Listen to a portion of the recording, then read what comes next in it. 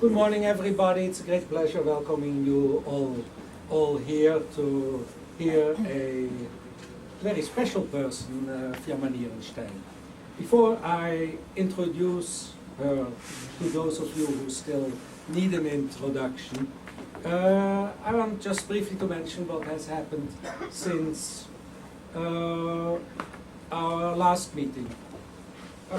Suddenly in the Arab world there is one people which is worse than the Jews, the Danes. I was only temporarily. Temporarily, you may, yeah. But in the meantime, I was in Morocco last week. It was certainly much better to be an Israeli there, talk Hebrew in the streets, even wear a kippah when going to shul publicly, than to be a Dane. Dane was really the lowest of the lowest. That, of course, raises major questions, because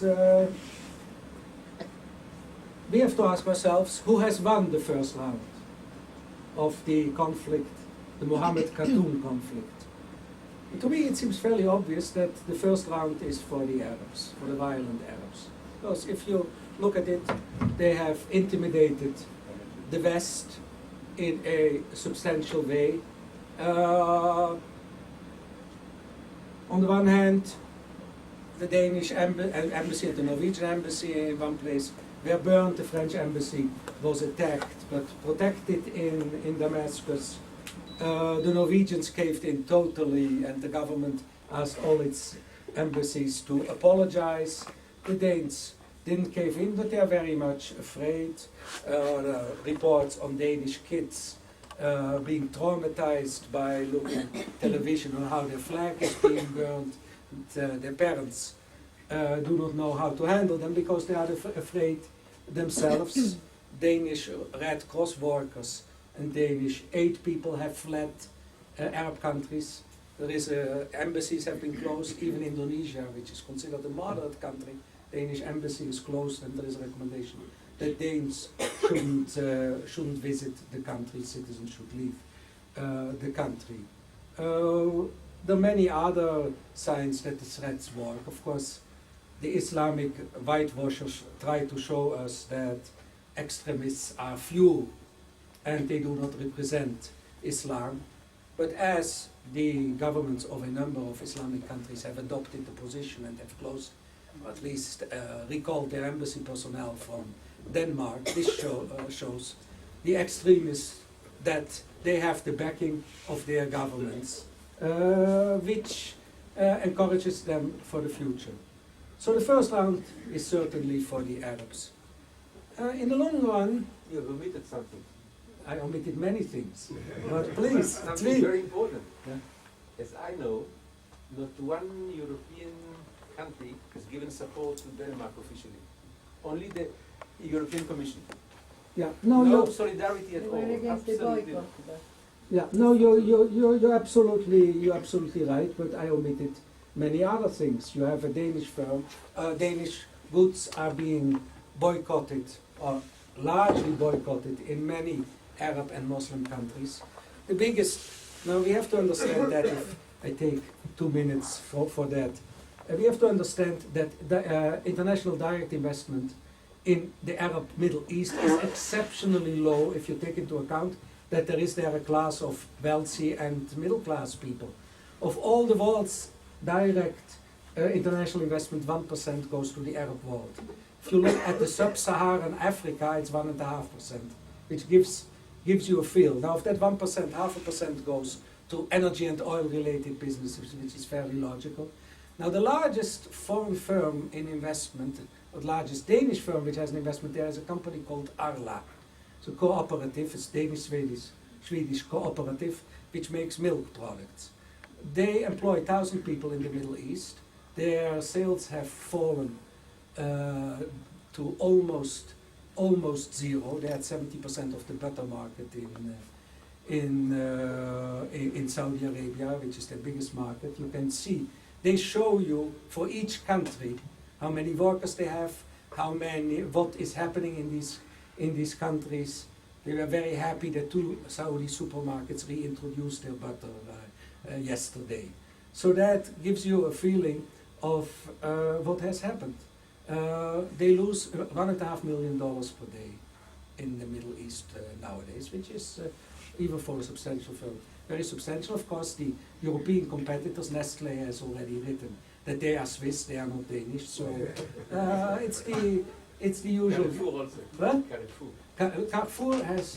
Carrefour has said something else. Carrefour has said, we are not in charge of our stores in Saudi Arabia. The local manager has always to decide what products he carries.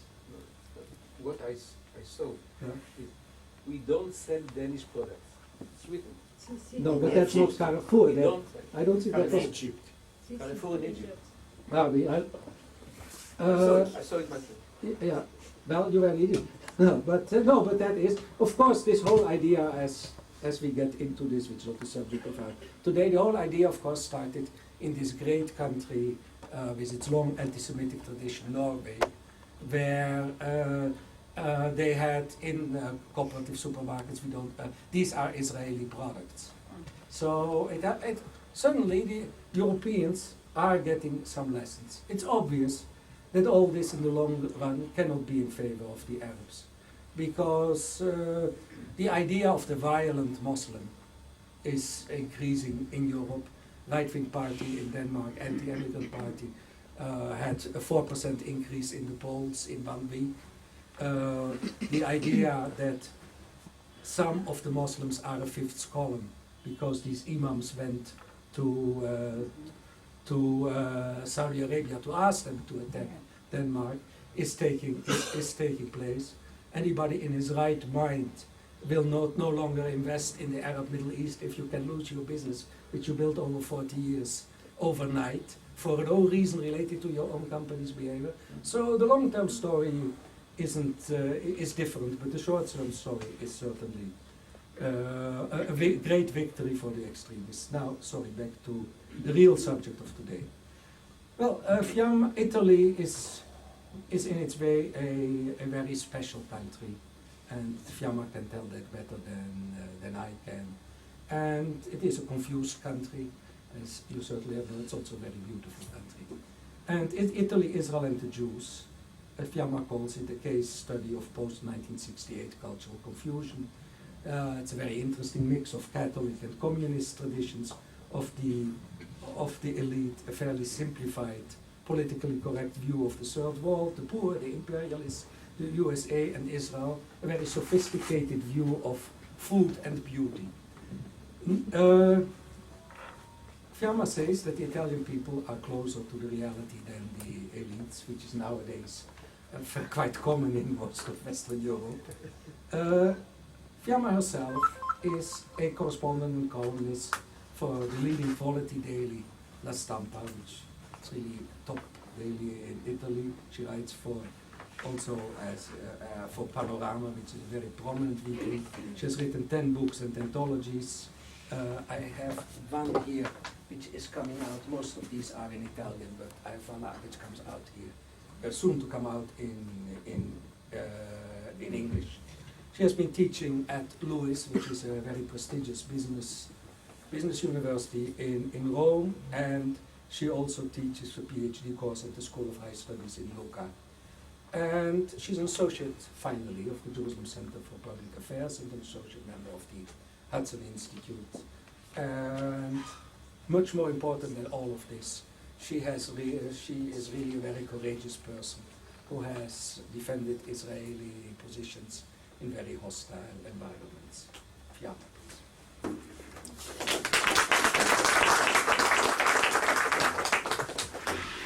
Thank you so much, Manfred.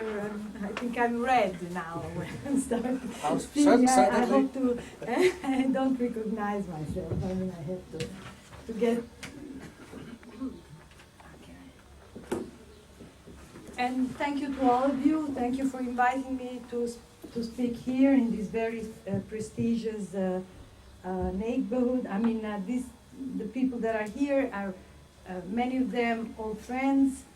and many of them very sophisticated and expert public, so I do my best to speak about something that is not my subject. I mean, I am an expert in Middle East, I teach at the University of Middle East, I write about Middle East, and it's only as a matter of collateral issue that I've been writing books about anti-Semitism because I was really wounded by what was happening, and I felt like I had to take care of this subject as related to the Middle Eastern subject, as I saw that anti-Semitism and anti-Israelianism, as now we call it, are the same thing. That this is to make a very long story short and to go straight into our subject.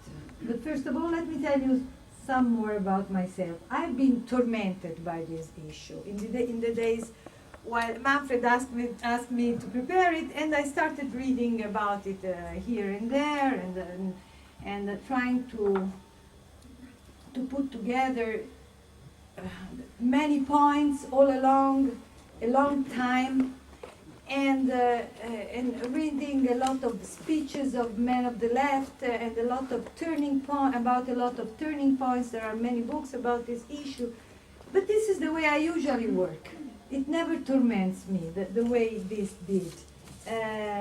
Why did it? Because it speaks about myself.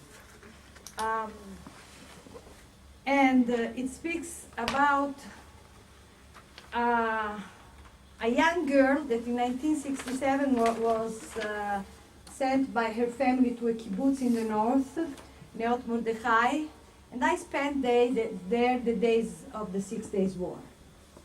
I was enthusiastic.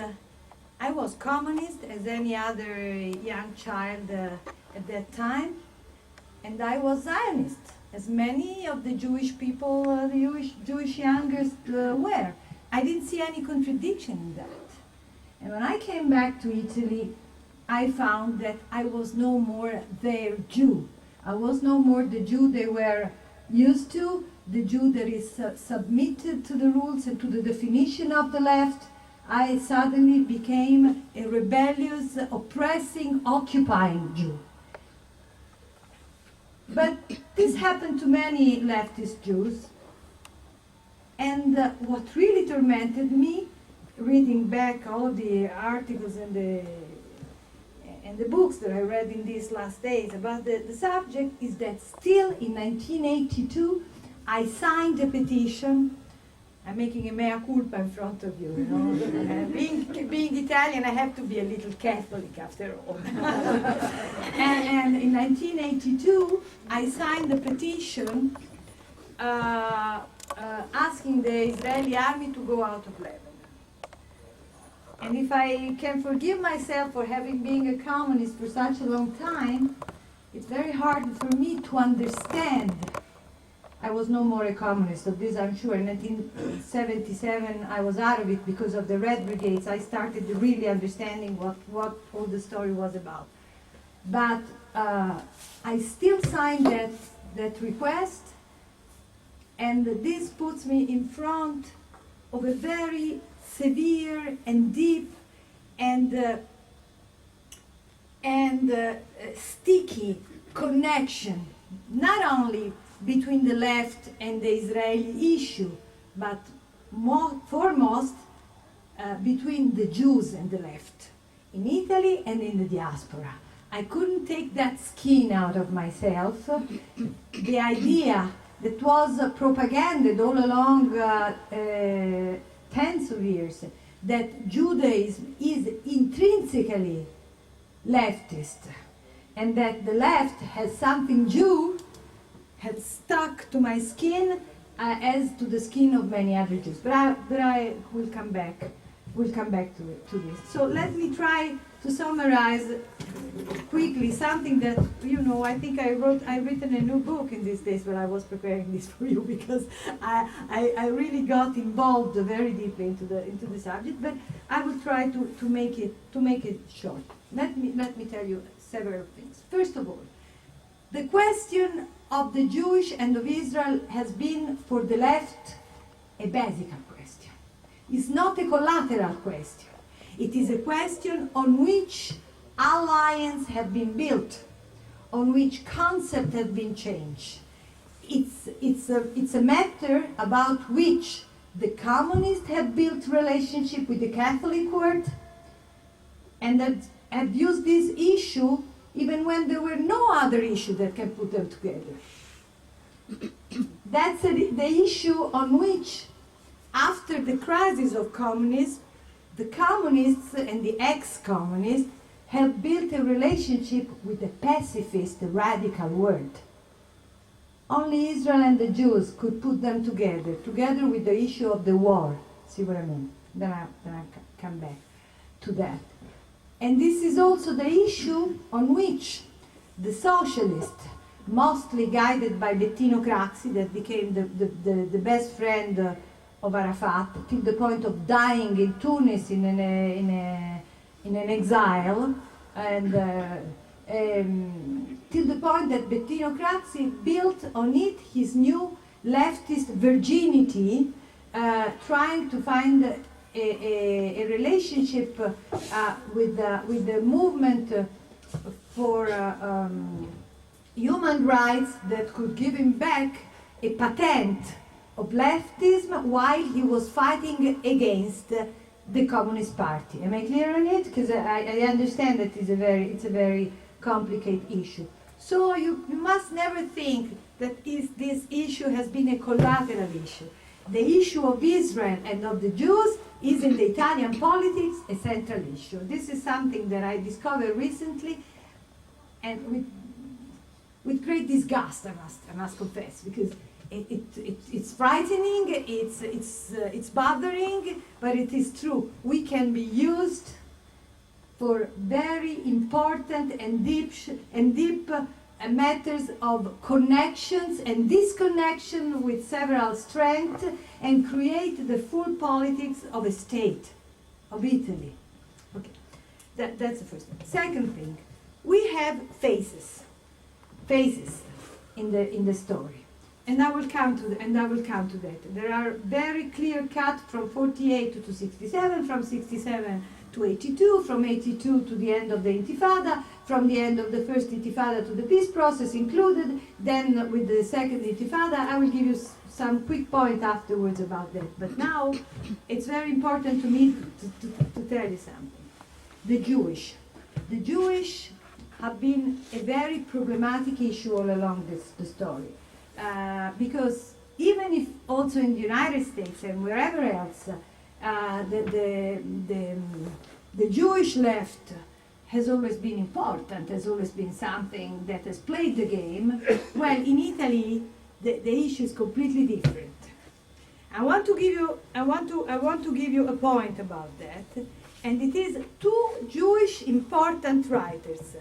The first one, Natalia Ginzburg, that you certainly know, because I try to relate to something that you might be connected to culturally. And the second one is Primo Levi. You have to think that of the definition of Judaism and of Jewish identity that was sent as a message to the Jewish people in Italy. Natalia Ginzburg, maybe some of you are familiar with his book Lessico Familiare. Has somebody read this book? Well, this book describes a wealthy bourgeois family in the bourgeois Torino of the years that see the coming of the racial laws and the starting of the persecution. Well, the way the story is described is absolutely amazing, because Natalia you read it, right, Manfred? Well, he describes this family in such a light and undramatic way, as if Jewish identity were something that you can either be with or be without. The wind of the destiny can fall on you and take you away without that you even really recognize what it is about. It's a family, and with this family, where being a Jew is just a bridge toward a greater, larger, and most important identity: resistance against fascism. Now, I don't want to say here that there is no connection between Jewish identity. At that time, certainly there was, and the fight against fascism. Of course, there was mostly when fascists issued the racial laws. But the way she describes it remains futile and light. I never loved that book, even if it is, it's an icon in the Italian literature, because I felt like she completely missed the point. And I come to Primo Levi. It's not a matter of chance if, when Primo Levi presented his manuscript, Se questo è un uomo, if this is a man, this you certainly know about this book, that's about Auschwitz, to the press house in Audi, where she used to work, she refused the manuscript, saying that this manuscript was Judaizing too much the clash between good and evil that had taken place in the concentration camps. Primo Levi himself, I think that deep in his heart, even if, of course, he got angry at that point, but in the meantime, both of these authors came mostly with the 67 war to criminalize Israel, saying that both of them said more or less the same thing. Even Primo Levi did that, unfortunately. It's very hurting, but it explains you. Came to the point of saying, we prefer the Jewish identity when it is weak and feeble and suffering. We cannot stand the idea of a fighting Sabra that oppresses the Palestinians. And, well, you have to think that this is the imprint on Italian Judaism, and still it is today. I will come to other episodes about it, but I wanted to tell you that and anyhow, it just was the Jewish identity after the Second World War was looking for a home. They didn't have a home anymore, and their home became the left. I make a long story short, of course. I don't have much time, but this is what I'm trying to explain. Now let's come to the face. And now there is another important point, and the point is the confusion that Manfred quoted as a main point. This big confusion is due to the two different interpretations of the two different lefts in Italy. On one side you have the communist tradition, and on the other side you have the socialist tradition. And I will come to that. Let me give you the face of the story. We have the pre-67 phase. The pre-67 phase is a phase more or less of idyllia, without exaggerating, but there is a perception of Israel as a semi-socialist country. The mythos of the kibbutz is widely diffused, and the very close memory of the Holocaust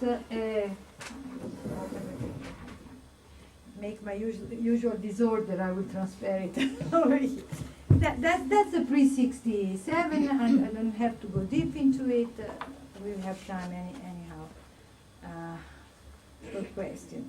I only want to say that really the concept of resistance, of fight against the Nazism was superimposed to the idea of fight for defending the Jews, and so the new Israel was connected to that period. We have plenty of declarations of communist leaders and travels and all kind of. I will only quote Togliatti that in 1948 saw in the newborn Israel a great anti-imperialist victory. That was Togliatti. That allows the return of the Jews from the diaspora, defeating the British Philo-Arab imperialism. That was the concept. I'm quote unquote. That is a quote.